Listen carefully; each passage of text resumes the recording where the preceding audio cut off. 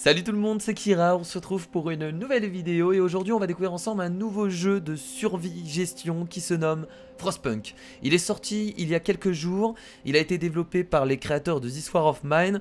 Donc voilà, c'est un jeu qui pèse quand même dans le game et que j'attendais depuis un long moment. Alors comme je vous l'ai dit, c'est un jeu de survie, mais on va survivre face à quoi?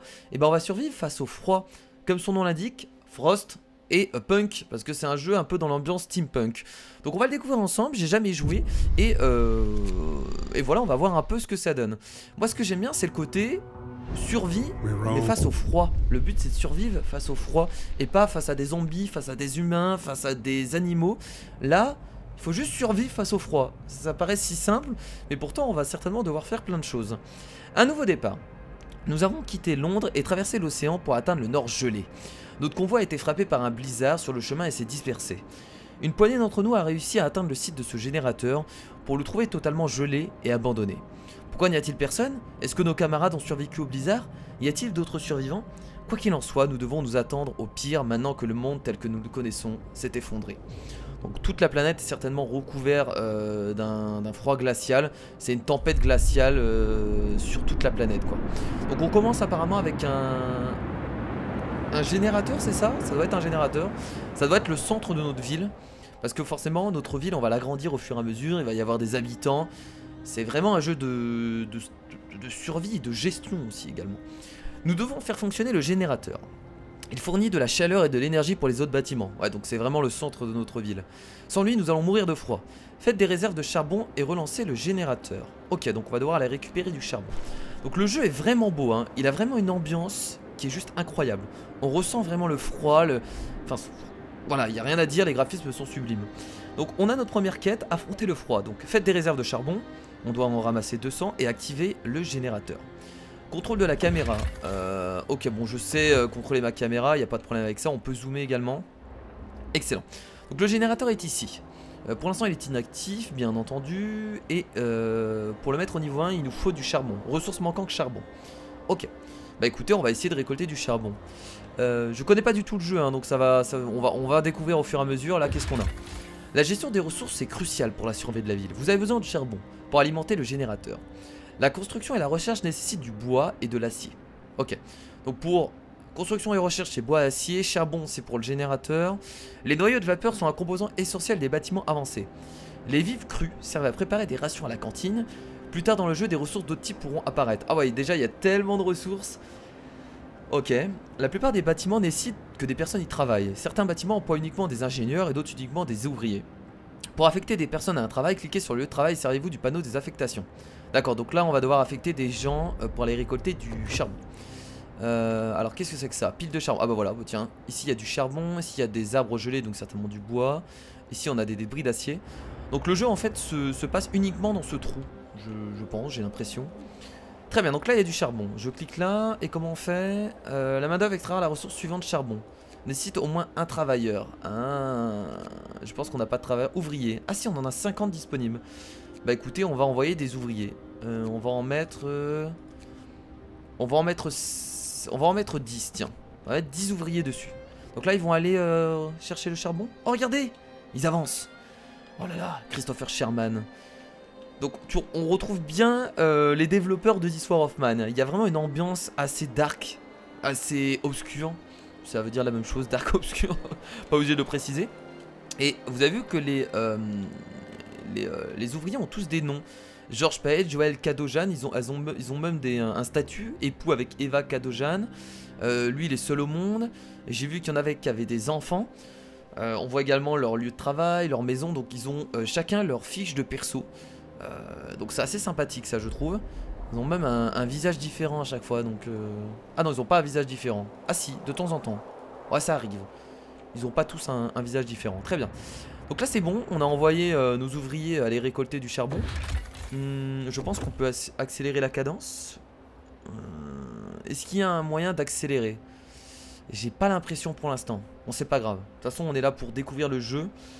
Donc tant mieux. Voilà, on va prendre notre temps. Donc là ils vont aller chercher les piles de charbon ici. Ici je pourrais affecter encore des gens. On va en affecter 5 sur cette pile de charbon. Et là c'est parti. Ils vont aller récolter du charbon et le ramener au générateur. Donc il en faut 200 apparemment pour réactiver... Ah non, on peut le réactiver maintenant. Ok. En fait, on n'est pas obligé d'en avoir 200, ça c'est juste la quête. Ils nous disent de faire des réserves de charbon avant d'activer le générateur. Donc ce que je vous propose, c'est qu'on va pas activer le générateur tout de suite. On va attendre d'avoir 200 de charbon pour activer le générateur et voir un peu ce qui se passe. Donc on est à peu près... pour l'instant on n'a pas de ville, vous avez vu qu'on a juste un générateur, on a quelques personnes qui se promènent autour. Ce qui est bien, c'est que le jeu est vraiment bien foutu. Et là on peut cliquer sur toutes les personnes qui sont présentes ici. C'est vraiment cool. Alors construction. Donc là ils nous disent que vous pouvez faire défiler le temps plus vite en cliquant sur les boutons de vitesse. Ah d'accord, ok, je les avais pas vus. Situé à gauche de la température en haut de l'écran. Vous pouvez également associer des raccourcis clavier au bouton de vitesse, etc. S'il est accéléré, le jeu reprendra sa vitesse normale en cas d'événement important. Ah, c'est bien ça. Comme ça on ne loupe pas les événements importants, c'est cool. Construction. Le menu construction en bas de l'écran vous permet d'ordonner la construction de bâtiments et de rues. Seules les personnes étant pas au travail sont disponibles pour ces opérations. Les bâtiments à l'intérieur du foyer de chaleur sont plus chauds et offrent de meilleures conditions de vie et de travail pour tirer le meilleur parti du foyer de chaleur. Ah, on va devoir construire du coup des maisons, parce que forcément si les gens restent dehors, ils vont mourir quoi.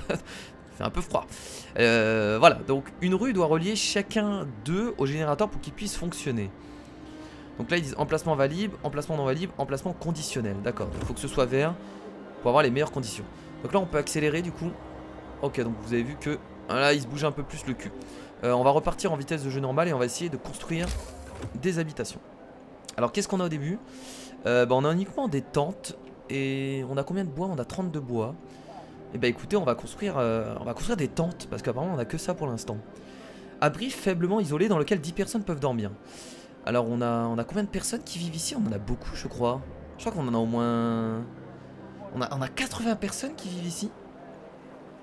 On a 15 enfants, 15 ingénieurs, 35 ouvriers, 50 au total. Ok, ça fait du beau monde. Donc on va commencer à construire des tentes. Donc la ville va s'agrandir en fait autour du générateur. Ça va faire un rond tout simplement. Écoutez, on va construire nos premières tentes juste ici. Hop, voilà. On va en construire... On va utiliser tout notre bois. Non, allez, on va construire que 2 tentes. Voilà, donc là il y a des gens qui vont commencer à s'y mettre. C'est ceux qui n'ont pas de boulot généralement. En fait les constructions sont effectuées par ceux qui n'ont pas de boulot. Alors, oh là là, il y a les traces dans la neige et tout ça, c'est tellement bien fait. Oh mon dieu. Vraiment bien foutu en tout cas ce jeu. Ah, qu'est-ce qui se passe? Générateur. Ça veut dire que je dois allumer mon générateur, c'est ça? C'est ça qu'on est en train de me dire? Le générateur est le cœur de la ville et la seule source de chaleur dans cet enfer glacial. Vous devriez l'allumer dès que vous disposez assez de charbon en réserve. Le générateur chauffe une zone circulaire autour de lui et consomme 6 de charbon par heure.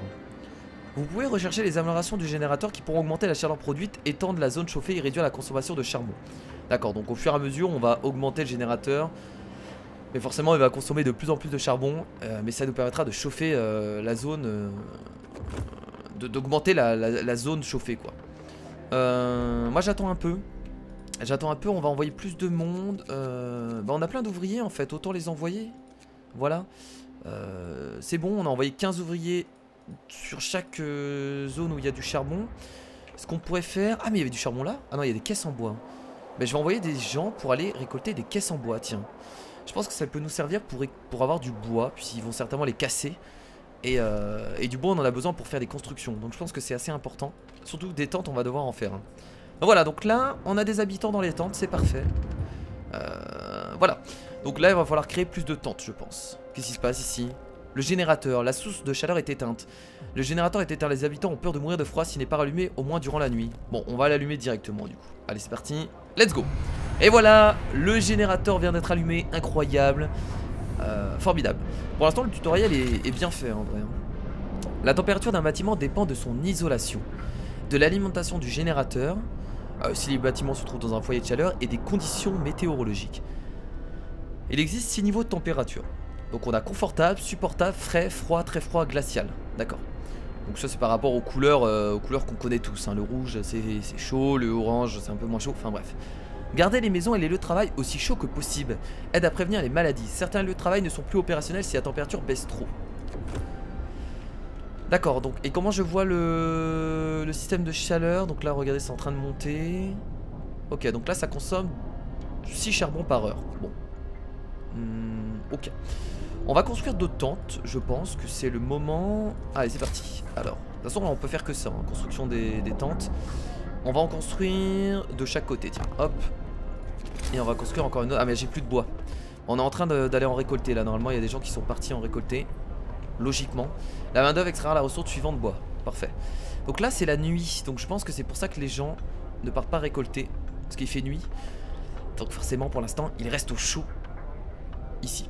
Donc on a un système de jour et de nuit apparemment.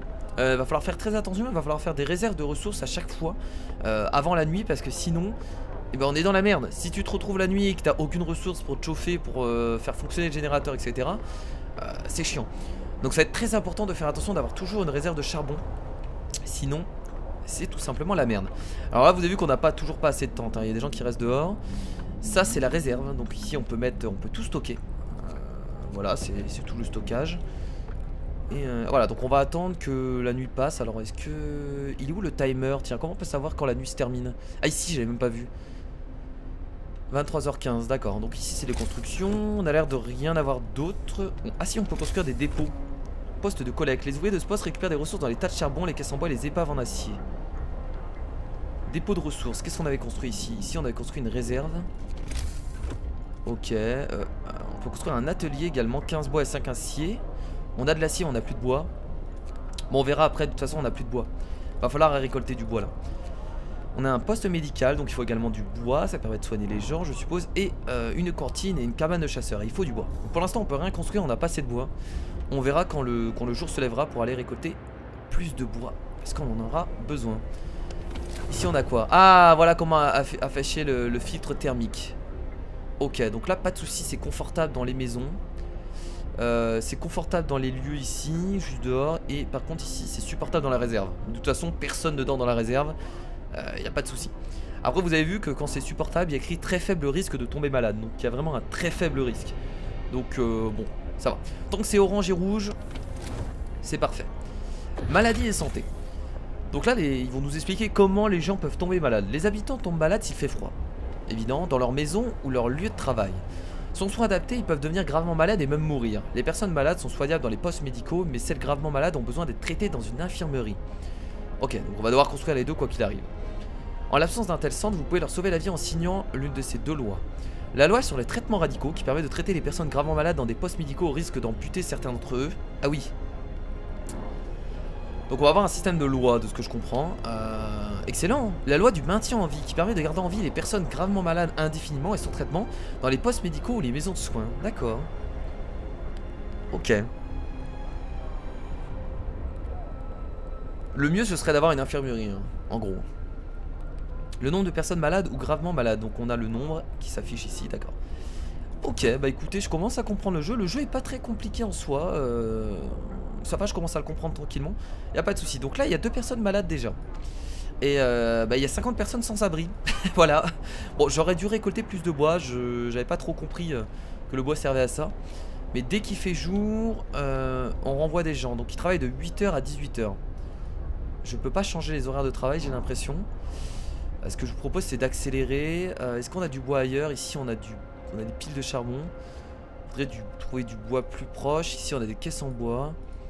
Piles de charbon. Ici, il y a des caisses en bois. Donc, on va aussi assigner des personnes là-bas. Et le charbon, on va en enlever 5 et on va les assigner à des débris d'acier ici. Voilà. On peut aussi assigner des ingénieurs. On peut assigner des ingénieurs, mais normalement les ingénieurs doivent s'occuper d'autre chose. On va faire comme ça. Voilà. Du bois. Ouais, il faut surtout récolter beaucoup de bois, hein. C'est important. Très bien, bon, je vais accélérer. On va attendre d'être 8h. Normalement, j'aurai encore assez de charbon avant la fin de la nuit. Ah, il y a un événement important là. Qu'est-ce qui se passe? Oh là, il y a 4 personnes malades. Qu'est-ce qui se passe? Ils sont tous en train de bouger. Ah, c'est bon? Ils vont travailler? Qu'est-ce qu'ils font? On peut continuer comme ça. Nous avons survécu encore une nuit, ce n'est pas rien. Ah d'accord, ok, ils se motivent entre eux. Regardez, ils sont motivés. Ouais, on peut survivre. Qu'est-ce qui se passe? Pénurie critique. Les malades se multiplient. Et nous n'avons pas assez de ressources pour construire un poste médical. Peut-être devrions-nous accentuer nos efforts pendant un certain temps pour qualifier les ressources nécessaires. Ouvrir le livre des lois. On devrait peut-être signer la loi sur les rotations d'urgence. Non, on va patienter encore, pas maintenant. Moi je patiente, on va patienter. Il est bientôt 8h. On va aller récolter du bois. Allez, c'est parti. Allez, maintenant on va travailler. Let's go. Voilà. Voilà, regardez comment c'est bien. Voilà, on a déjà 32 de bois. Excellent. Donc, on va du coup créer tout ce qui est santé, poste médical. Il faut le faire immédiatement parce que sinon on va être dans la merde. On va le créer ici. On va en créer que un. Je pense que ça suffit largement. Ensuite, qu'est-ce qu'on peut créer? On a tout ce qui est nourriture, ressources et technologie. La nourriture, on n'a pas assez de bois encore. On peut créer la technologie. Donc on a un atelier. Un laboratoire équipé avec tout ce dont un ingénieur a besoin pour construire des bâtiments, des technologies et des améliorations. Ok, on peut faire ça. Du coup, atelier. Ah oui, c'est immense. Donc ça nous permettra de débloquer d'autres bâtiments. Hop, on va le construire. Et voilà, bon, c'est déjà pas mal. Donc j'espère que le poste médical va se construire assez rapidement. Alors je sais pas si on doit en faire 2 ou si un suffit. Il n'y a que 4 malades. Je pense qu'un poste médical ça suffira largement. Donc on va juste accélérer. Voilà. On a 26 de bois. On peut créer maintenant une cantine ou une cabane de chasseurs. Alors transforme les vivres crus en repas substantiels. Une unité de vivres crus permet de préparer 2 rations régulières. Les chasseurs basés ici travaillent en continu, s'aventurant en dehors de la ville pour chasser dans les terres gelées. Ils rapportent jusqu'à 15 de vivres crus par jour. On va d'abord faire la cantine. Voilà, je pense que c'est pas mal. Alors on va la construire à côté des soins. Voilà. Et là on va devoir créer plus de tentes, je pense. Donc c'est parti. Hop, on crée une tente là. On va encore accélérer. Voilà, on peut recréer encore une tente. Et là on commence déjà à avoir pas mal de bâtiments. Donc je trouve qu'on s'en sort bien. Au niveau des vivres crus, on est à 100 de nourriture. Donc ça va. Le générateur fait un bruit rassurant et fournit de la chaleur. Mais nous ne devrions pas tenir cela pour acquis. Si le générateur cesse de fonctionner, la ville mourra. Faites attention aux réserves de charbon. Bah là on en a pas mal, ça devrait être bon je pense. Pour ce qui est des vivres crus, la ville ne tiendra pas longtemps si les citoyens n'ont pas à manger. Vous devez trouver un moyen d'obtenir des vivres crus et construire des cantines pour préparer des repas. Bah, c'est ce que je suis en train de faire. Bah là les ouvriers ne construisent pas parce qu'ils sont occupés à faire autre chose pour l'instant. Très bien, donc on vient d'atteindre l'objectif. Nous avons obtenu 200 de charbon. Donc voilà, on a d'autres objectifs. Bon là ils vont nous parler de la nourriture. Ah non, jour et nuit là cette fois-ci. La ville se réveille vers 6 h.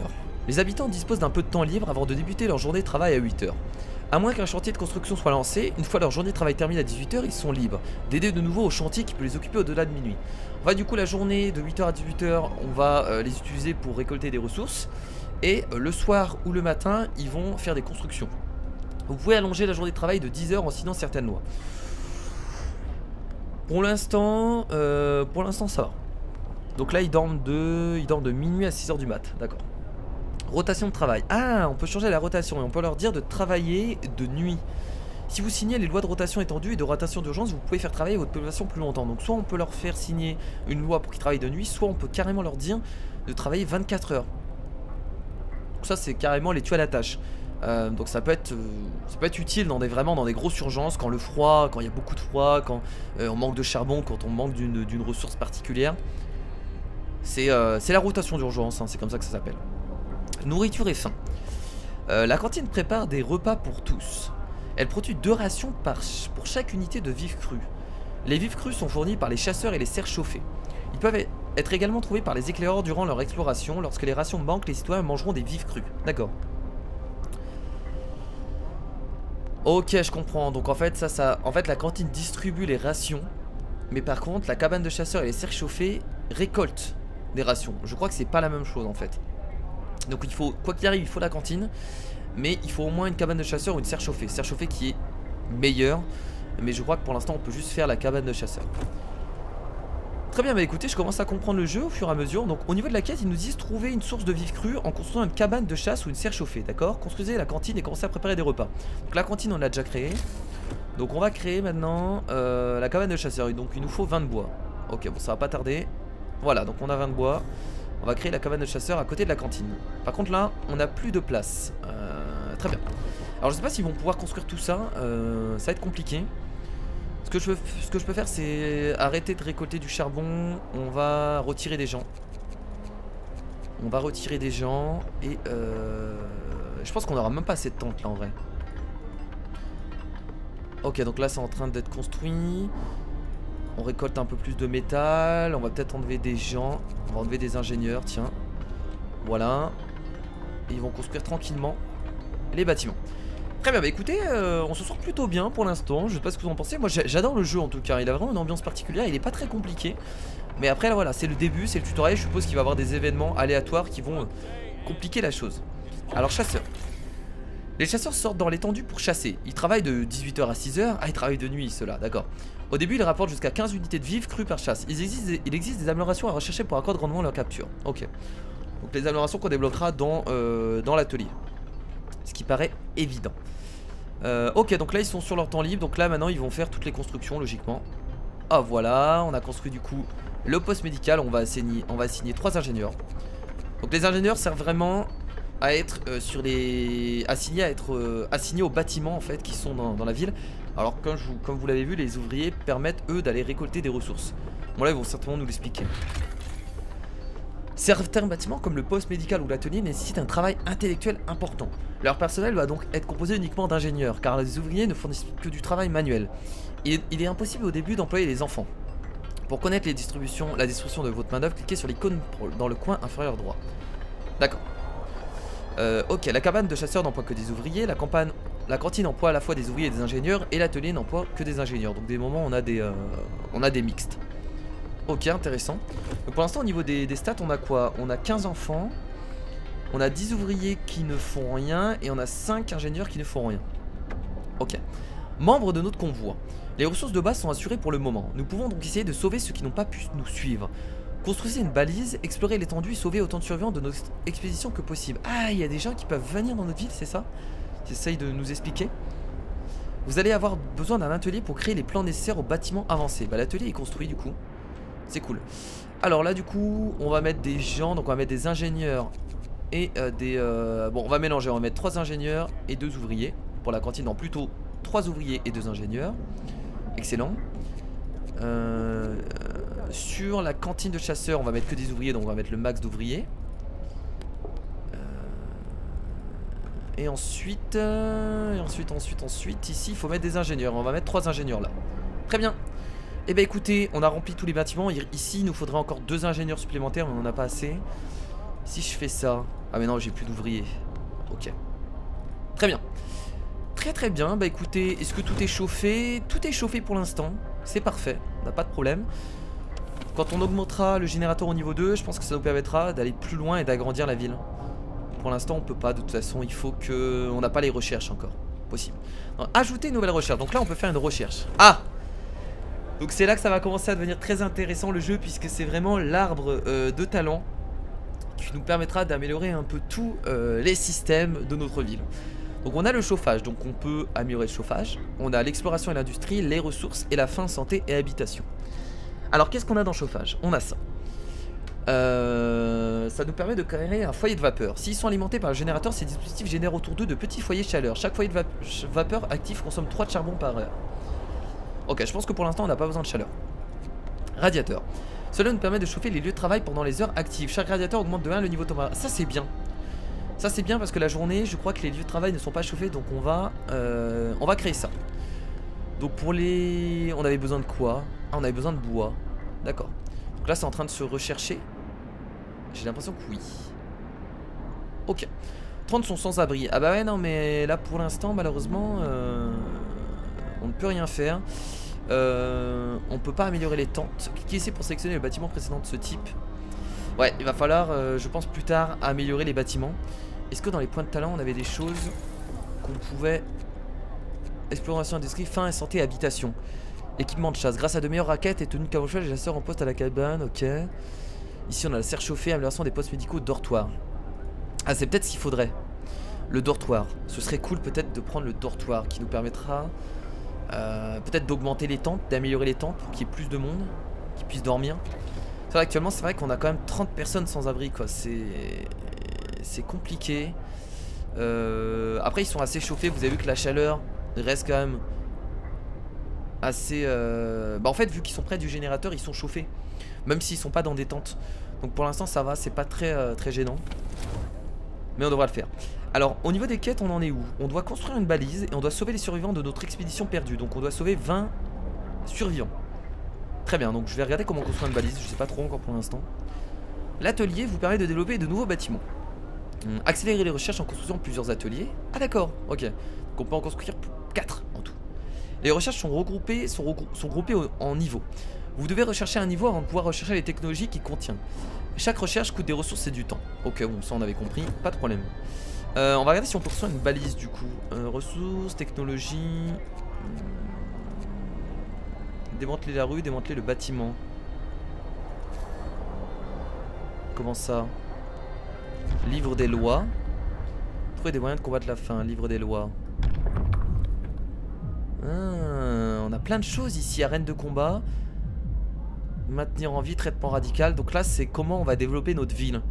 C'est intéressant ça, c'est un peu comme si c'était un gouvernement en fait qui décidait qu'est-ce qu'on va faire pour notre ville. Par contre on n'a pas fait... Là il parle de rue mais on n'a pas fait de rue. Démanteler la rue. Ça pose un problème parce qu'on n'a pas fait de rue. Est-ce que c'est gênant? Parce qu'après pour se développer autour on va pas devoir faire des rues. Bon on verra bien. Peut-être quelque chose que je n'ai pas compris, c'est possible. Qu'est-ce qu'on a ici? Économie. Pile de charbon. Gain en charbon par jour. Charbon utilisé. Donc là vous avez vu que par rapport au charbon on est bien. Le générateur utilise 140K de charbon. Et nous on en produit 180. Donc on est bon. Main d'œuvre, donc ça c'est tout. Ouais, ça c'est toutes les statistiques. En vrai pour l'instant on n'est pas obligé de trop de regarder. Citoyens logés, donc là on a 30 sans-abri. Ok, donc ça c'est l'économie. Je regarde un peu tout. Tout le monde a des emplois. Donc personne n'est sans emploi. Bon, les enfants, forcément, peuvent pas travailler. Là, il y a un peu de mécontentement puisqu'il y a des abris. Et ici, on a de l'espoir. Très bien. Et bien, écoutez, on va s'arrêter là, je pense, pour cette vidéo sur Frostpunk. On continuera dans une autre vidéo par la suite parce que le jeu est juste incroyable. Franchement, pour l'instant, j'ai envie de continuer et clairement, c'est un très bon jeu. Merci à tous d'avoir regardé cet épisode. On se dit bien entendu à la prochaine pour continuer à survivre dans cet univers très très froid. Faites gros bisous. Salut.